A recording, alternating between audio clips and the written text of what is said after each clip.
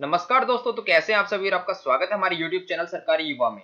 दोस्तों, आज हम इस वीडियो में जानेंगे कि हम आरटीई का ऑनलाइन फॉर्म कैसे फिल कर सकते हैं। तो चलिए शुरू करते हैं।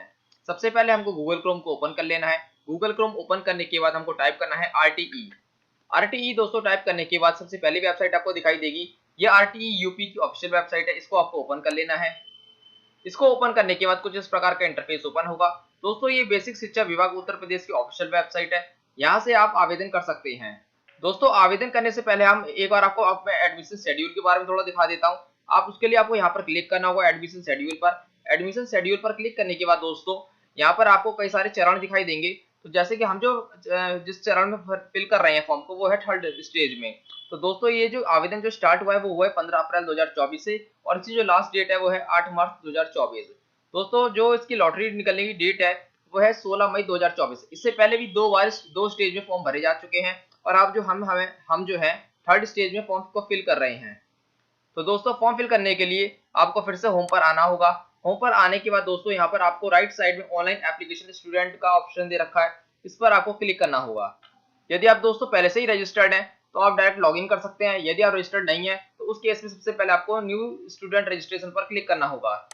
न्यू स्टूडेंट रजिस्ट्रेशन पर क्लिक करने के बाद कुछ इस प्रकार का इंटरफेस ओपन होगा। दोस्तों, यहाँ पर आपको अपनी डिटेल्स को फिल करना होगा। सबसे पहले आप अपने डिस्ट्रिक्ट को सिलेक्ट कर लेंगे, तो जैसे कि मैं यहाँ पर गाजियाबाद को सिलेक्ट कर लेता हूँ। इसके बाद दोस्तों यहाँ पर हमको आना होगा एरिया टाइप पे।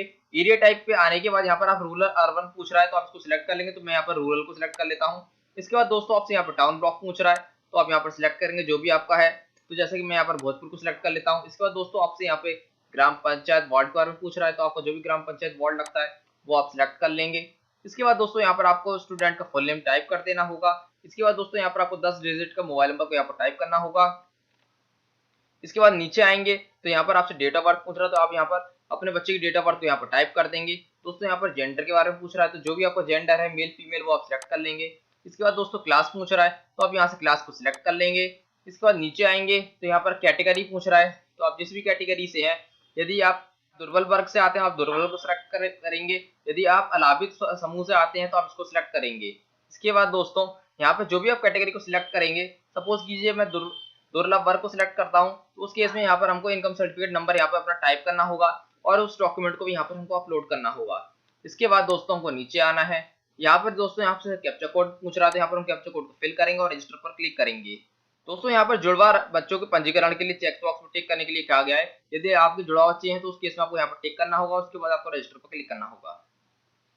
दोस्तों रजिस्टर पर क्लिक करने के बाद आपका जो रजिस्ट्रेशन है वो कंप्लीट हो जाएगा, और यहाँ पर आपको एक रजिस्ट्रेशन नंबर भी अलॉट हो जाएगा।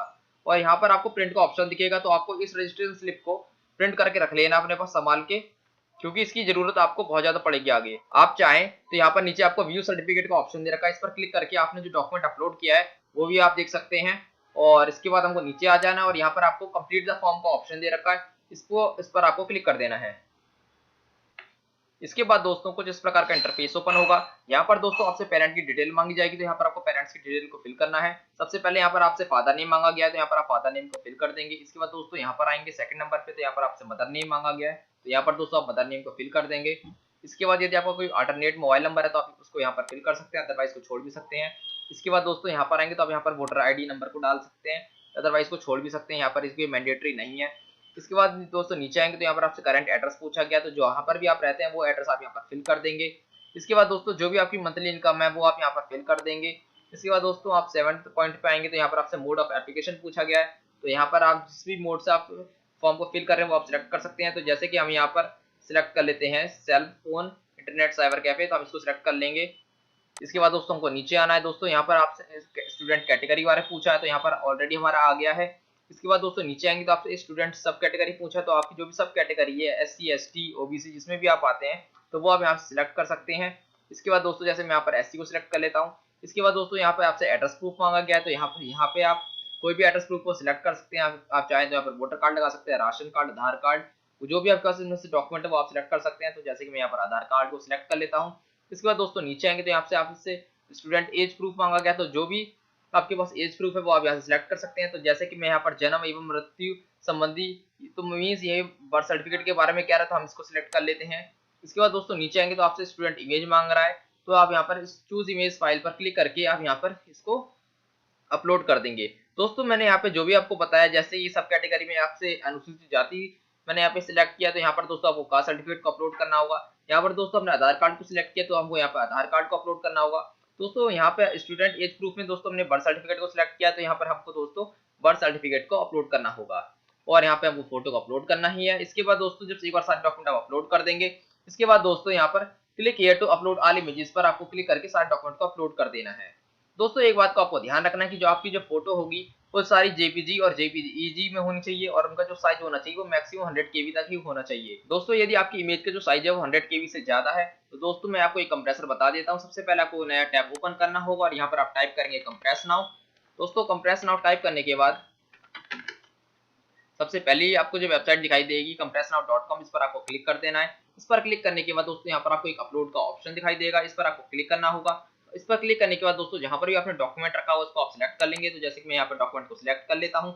इसके बाद दोस्तों आपको यहाँ पर ऊपर की साइड में एक स्क्रॉलर दिखाई देगा। तो जैसे कि दोस्तों हमारे पहले से ही काफी कंप्रेस है फाइल, यदि बट सपोज कीजिए यदि आपकी जो फाइल है वो 100 केबी से ज्यादा है तो आप इस कंप्रेसर को राइट साइड में आगे बढ़ाएंगे तो आपके जो यहाँ साइज है वो कम हो जाएगा। दोस्तों जैसे आप देख सकते हैं हमारा जो साइज था वो 69.69 था और अब हमारा जो हो गया वो हो गया 35.66, मीन्स हमारा जो है वो कंप्रेस हो चुकी है फाइल हमारी। तो हम यहाँ पर नीचे आ जाएंगे और कंप्रेस पर क्लिक करेंगे और कंप्रेस पर क्लिक करने के बाद दोस्तों डाउनलोड का ऑप्शन दे रखा है, इस डाउनलोड पर क्लिक करेंगे तो हमारी जो फाइल है वो डाउनलोड हो जाएगी और इसके बाद दोस्तों हम इस फाइल को बड़ी आसानी से उसको अपलोड कर देंगे। तो दोस्तों ये था कंप्रेस करने का प्रोसेस। इसके बाद दोस्तों हम अपने वापस वेबसाइट पे आ जाते हैं। इसके बाद दोस्तों हमको नीचे आना होगा। नीचे आने के बाद दोस्तों हमसे यहाँ पर स्कूल नेम सिलेक्ट करने के लिए कह रहा है, तो यहाँ से आप स्कूल नेम को सिलेक्ट कर सकते हैं। दोस्तों जैसे कि हमारे यहाँ पर केवल 2 ही स्कूल दिखा रहा है तो आप इन दोनों स्कूल को सिलेक्ट कर सकते हैं। जैसे कि मैंने पहले यहाँ नवयुग विद्यापीठ को सिलेक्ट किया। इसके बाद दोस्तों हम सेकंड स्टेज में सेकंड ऑप्शन पाएंगे तो यहाँ पर रोज अकेडमी दे रखा है तो हम इसको सिलेक्ट कर लेंगे। इसके बाद दोस्तों आप इन दो को सिलेक्ट कर सकते हैं। तीसरे में हमें यहाँ पर कोई स्कूल दिखाई नहीं दे रहा है, बट सपोज कीजिए यदि आपके 5 या 6 स्कूल सिलेक्ट कर दिखाई दे रहे हैं तो आप 5 या 6 सबको सिलेक्ट कर सकते हैं। यहाँ पर आपको काफी सारे ऑप्शन देके आप सबको सिलेक्ट कर सकते हैं। इसके बाद दोस्तों आप नीचे आएंगे तो यहाँ पर आपको पहले से ही आप टिक हो रखा है, मैं पहचान पत्र को स्वेच्छा से देने हेतु विभाग को इसके सत्यापन व ITE हेतु प्रयोग को अधिकृत करता हूँ। इसके बाद दोस्तों यहाँ पर नीचे आपको कैप्चा कोड को फिल करना होगा और सेव पर क्लिक करना होगा।